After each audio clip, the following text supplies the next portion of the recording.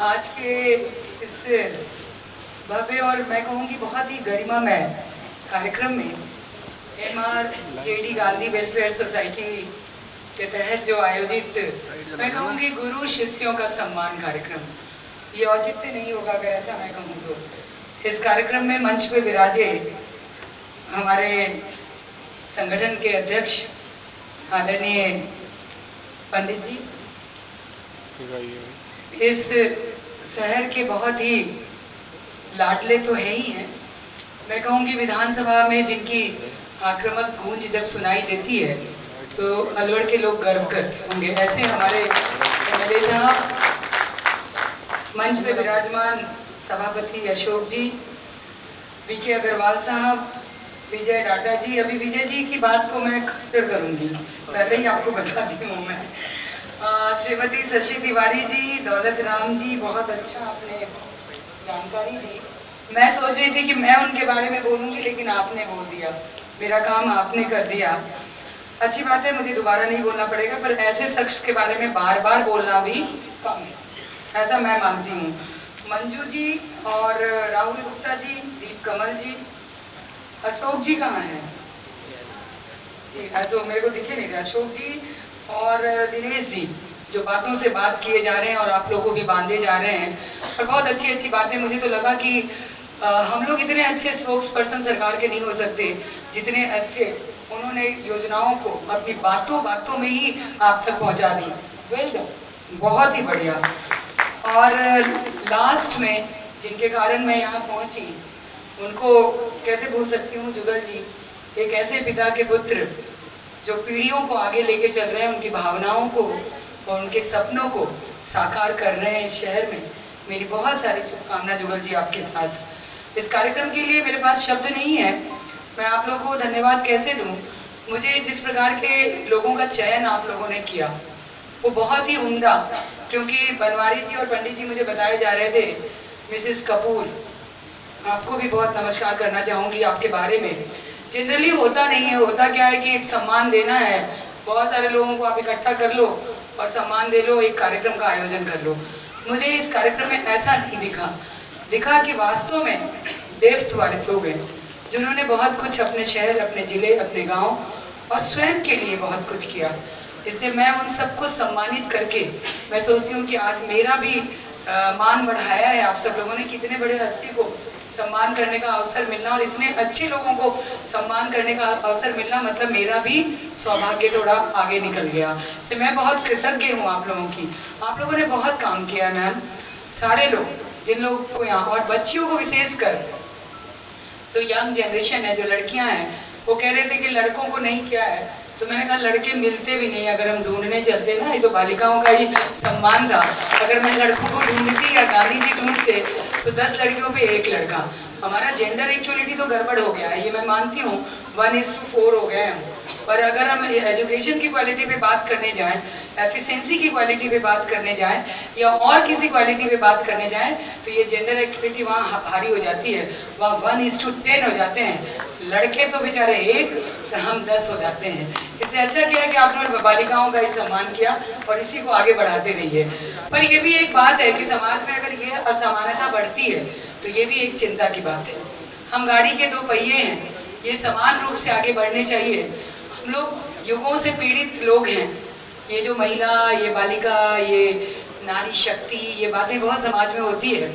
हम लोग अपनी बहुत सारी कठिनाइयों के बाद ये माहौल हम लोगों ने प्राप्त किया है, जिनमें बहुत जिल था, बहुत जिद थी कि हम अपनी हस्ती को मिटने नहीं देंगे, और वो सब मेरे सामने बैठी हैं। और उन्हीं लोगों ने नारी को बचा के भी रखा है और नारी के सम्मान को भी आगे बढ़ाया है। अगर आप लोग नहीं होते तो शायद ये ऐसा हम लोग पे आक्रमण था कि हम लोग शायद समाप्त हो जाते।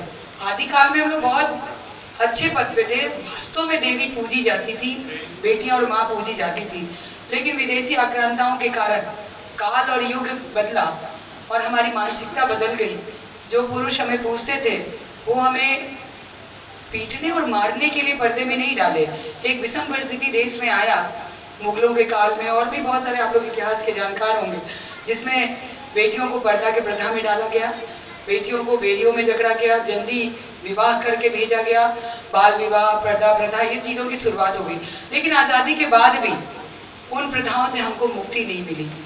वो कुप्रथा तो थी लेकिन आदत से गई नहीं। और अभी भी बहुत, राजस्थान तो बहुत ही इन सब चीज़ों में धीरे धीरे हम आगे बढ़ रहे हैं, सब बेड़ियों से निकलने की कोशिश कर रहे हैं। लेकिन इस तरह के नवाचार अगर समाज में होंगे तो मैं सोचती हूँ कि हम लोग बहुत जल्दी आगे बढ़ जाएंगे, लेकिन एक सावधानी के साथ। मैं वहीं पे रोकना चाहती हूँ कि हम इतने आगे नहीं बढ़ जाएं कि मुड़ के हमें पुरुषों को देखना पड़े और फिर एक उत्थान का कार्यक्रम पुरुषों के लिए प्रारंभ हो समाज में।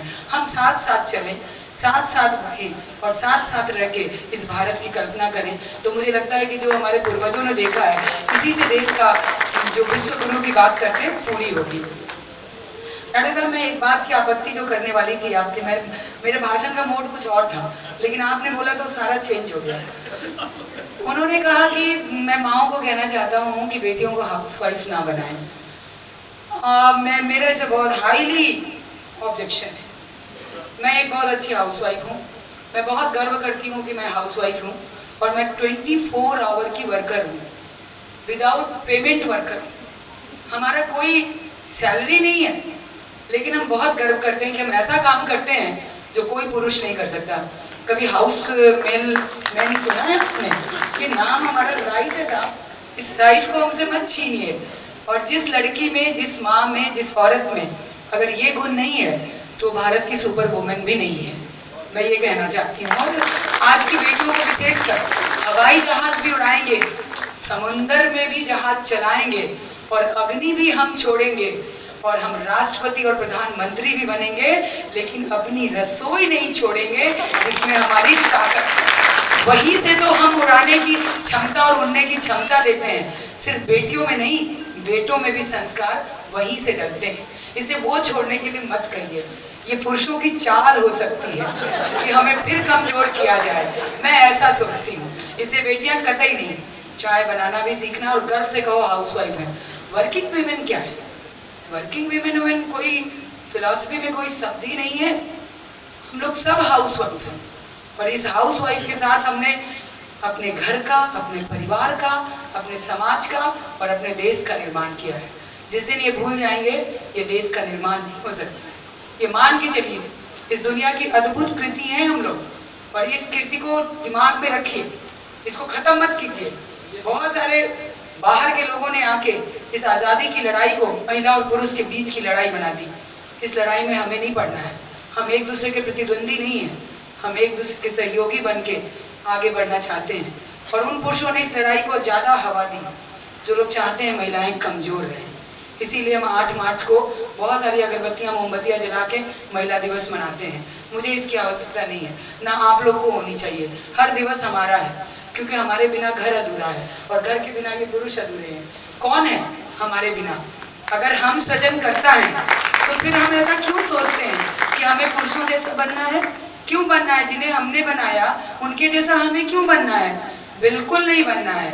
हम अपने आप में महिला ही बनना है। हम अपना चरित्र चेंज कर देते हैं, अपनी वेशभूषा चेंज कर देते हैं, बॉडी लैंग्वेज चेंज कर देते हैं, सब कुछ चेंज कर देते हैं। और आज तो जमाना जाने कहाँ गर्त में जा रहा है कि हम लोग अपने जेंडर को भी चेंज कर देते हैं। अल्फा वुमेन बनने लगे हम लोग। कहाँ जा रहा है ये देश? आप सोच सकते हैं, माँ नहीं बनना चाहती। क्यों भाई? ये जो नैसर्गिक सुख भगवान ने हमको ही दिया है, इसको क्यों खोना चाहते हैं? सैरोगेटेड और जाने क्या क्या। इस देश में इतने विदेशी मार पड़ रहे हैं संस्कृतियों के माध्यम से। अगर हम संस्कृति हैं तो हम संस्कृति के वाहक भी बनेंगे, नाशक नहीं बनेंगे। और तब वाहक बनेंगे जब उन संस्कृतियों को अंगीकार करेंगे। ये कुरीतियाँ नहीं हैं जिनमें नाम दी जाती है महिलाओं को कि भैया घर छोड़ो, लेट से आओ, कोई पूछे जवाब मत दो। क्यों नहीं दो? फिर तो हम जानवर हो जाएंगे। जहाँ अंकुश और डिसिप्लिन खत्म हो जाती है, उसमें परिभाषित हो जाता है कि वो जानवर है। जानवर को भी नकेल लगाया जाता है। बदमाश कोई जानवर हो जाता है तो उसको जरूरत नहीं है, वो तो ऐसे ही समझने वाला पशु नहीं है। यदि हम, चूंकि कुछ महिलाएं मुझसे, बनवारी जी इसलिए डिस्कस करूंगी कि बहुत बुद्धिजीवी महिलाएं और बच्चियां बैठी हैं और पुरुष भी हैं यहाँ। एक सभागार में मैं बोल रही थी तो मुझे कहा कि सुमन जी के विचार बहुत पौराणिक हैं तो ऐसे ही लगता है कि कोई साधु संत का प्रवचन सुन रहे हैं। और जब ये गुलामी की बात करती हैं, पर्दा की बात करती हैं, मैंने महिला के शब्द को परिभाषित किया। हमारे संविधान में महिला और पुरुष दो संवैधानिक शब्द हमें दिए, और उस महिला को जब हम परिभाषित करते हैं तो हम गर्व की अनुभूति करते हैं। मेरी जैसी महिला, मैं और महिलाओं की नहीं जानती, लेकिन मेरे सराउंडिंग, मेरे परिवार और जहाँ मैं जीती मरती हूँ, वहाँ की महिलाओं को इस शब्द से बहुत नाज होता है। मैंने उस शब्द को जो परिभाषित किया वो आप लोगों को भी सुनाना चाहती हूँ। महिला का मतलब होता है, पहला शब्द अगर पढ़िए उसको, तो माँ का मतलब होता है ममतामयी, और हा का मतलब, ही का मतलब होता है हिम्मत वाली, और ला का मतलब होता है लाजवंती। ये तीनों शब्द ऐसा है जो अपने आप में कॉम्बो पैक बन के वो बन जाती है भारत की महान महिला, जिसको सुपर वुमन के नाम से आज दुनिया में बुलाया जाता है। लेकिन दुर्भाग्य इस देश का ये हो गया कि माँ गायब हो गया उस महिला से, और ल गायब हो गया। अब केवल हिम्मत वाली महिला है। हिम्मत से काम नहीं चलेगा। हम इन दोनों कॉम्बो पैक के साथ जब तक आगे नहीं बढ़ेंगे तब तक हमारा संपूर्ण विकास नहीं हो सकता। ये मेरा दावा है। कुछ लाल झंडे वाली महिलाओं ने मेरा घेराव किया, मेरा मुर्दाबाद किया और बोला कि सुमन तो लाजवंती की बात करती है, बेड़ियों की बात करती है, पर्दा प्रथा की बात करती है। मैंने उन्हीं बेटियों से पूछा, माओं से पूछा कि फिर लाल की जगह मैं क्या लगाऊं? मेरे दिमाग में तो इतना ही चलता है कि ममतामयी, हिम्मत वाली और लाजवंती। ल की जगह क्या लगाऊं? बताओ तो सही। बताने के लिए उनके पास शब्द नहीं है। ल से बड़े गंदे गंदे शब्द निकलते हैं ना, और भी क्या कहो, लोफर, लफंगी, ऐसा कुछ। मैंने उनसे पूछा कि इससे बेटर शब्द क्या हो सकता है, पर बताने के लिए नहीं था। लेकिन लाजवंती का मतलब पर्दा नहीं मैं कहती हूँ। लज्जा एक ऐसी बायोलॉजिकल फॉर्म है जो पुरुषों से ज्यादा महिलाओं में होती है, जिसको सीवरिंग कहते हैं। कोई अच्छी चीज को देख के सीवर कर लेना, कोई दुखदाई चीज को देख के सीवरिंग सी होना, कोई अच्छी खाने की चीज को देख के भी हो जाती है। तो ये क्वालिटी तो इनहेरेंट है, हमारे डीएनए में है। इसको हम कैसे खत्म कर देंगे केवल इस नाम पे कि हमारे सर पे घूंघट है इसलिए मैं लाजवंती नहीं बनूंगी, क्योंकि मैं एक अनपढ़ गंवार महिला को परिभाषित करती हूँ माथे पे पल्लू रख के। ये कैसी सोच है? इस सोच से हमें भारत को आगे नहीं ले जाना है। हम उस सोच के साथ रखते हैं जिसमें झांसी की रानी ने अपने बच्चे को जब कंधे पे बांधा और तलवार हाथ में उठाई तो दुनिया हिल गई थी। तभी हम लोग गाते हैं। उस गीत को आप लोगों ने नहीं बोलना होगा, इसलिए आप पुरुष लोग भी गुनगुनाते हैं। उस ताकत का परिचय पर्दे के साथ और अपनी क्वालिटी के साथ दे तो ज्यादा मजा आएगा। आजकल कुरीतियां इतनी बढ़ती जा रही है सर।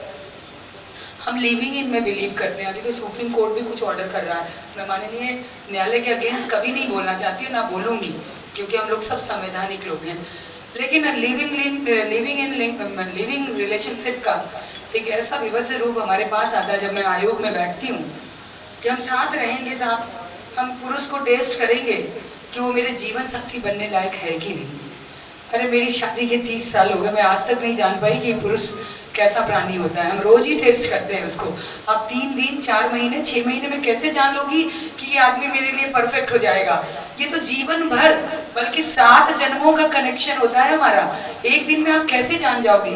और उसके बाद एक रात पुरुष छोड़ के चला जाता है उस लड़की को, और फिर वो आयोग में, कोर्ट में, थाने में, कचहरी में पहुंचती और कहती है 376 का मुकदमा लगाइए। 376 तो आप लोग जानती होंगी। 376 का मुकदमा कैसे लगेगा आप पे? जब आपने अपनी अंडरस्टैंडिंग से सब कुछ समर्पित कर दिया, शादी की मान्यताओं को तोड़ते हुए, भारत की संस्कृति को विध्वंस करते हुए, और फिर आप कहते हैं 376 में लगाओ। खरबूजा चाकू पे गिरे या चाकू खरबूजे पे गिरे, नुकसान खरबूजे का होता है, और इसमें नुकसान महिलाओं का ही है। इसलिए सब लोगों को लिविंग इन का बहुत विरोध करना चाहिए। हमें स्वतंत्रता पसंद है, स्वच्छंदता पसंद नहीं है। स्वच्छंदता उसको कहते हैं पागलपन, मैडनेस हमें समापन की ओर ले जाता है, आगे बढ़ाने का काम नहीं करता है। इसलिए छोटे छोटे शब्द मुझे बहुत लगते हैं करीब से, जो आप लोग से शेयर करती हूँ। कहीं भी भीड़ में होती हूँ या अच्छे लोग मिलते हैं तो मैं उनसे शेयर करती हूँ। तो जो माताएं हैं, जो बेटियां हैं और जो पिता भी हैं, उन सब का दायित्व है कि मैं अच्छे निर्माण, चूंकि मैं देख रही थी माताओं, एक दादाजी की खुशी का ठिकाना नहीं था जब वो पोती का मेडल पहन रहे थे। शायद दादाजी बैठे हैं ना, उन्होंने सोचा नहीं होगा उसके जन्म के समय कि वो ऐसा मेडल हमको पहनाएगी, लेकिन कितना आनंद आ रहा है दादाजी, आप देख रहे होंगे वो मेडल आपके छाती पर, कितना अच्छा अनुभव दे रहा होगा, आप उसको फील कर रहे होंगे। तो बेटियां तो कमाल की हैं, इनको संभाल के रखिए, बहुत अच्छा। और जिनको सम्मान मिला तो सम्मानित है, उनके लिए 2 पंक्ति कहना चाहूंगी। अभिमान तब आता है जब हमें लगता है कि हमने कुछ अच्छा काम किया। अभिमान तब आता है जब हमें लगता है कि हमने कुछ अच्छा काम किया, और सम्मान तब मिलता है जब दुनिया को लगता है कि आपने कुछ अच्छा काम किया। सम्मान तब मिलता है जब दुनिया को लगता है कि आपने कुछ अच्छा काम किया। बहुत बहुत धन्यवाद। जय हिंद, जय भारत।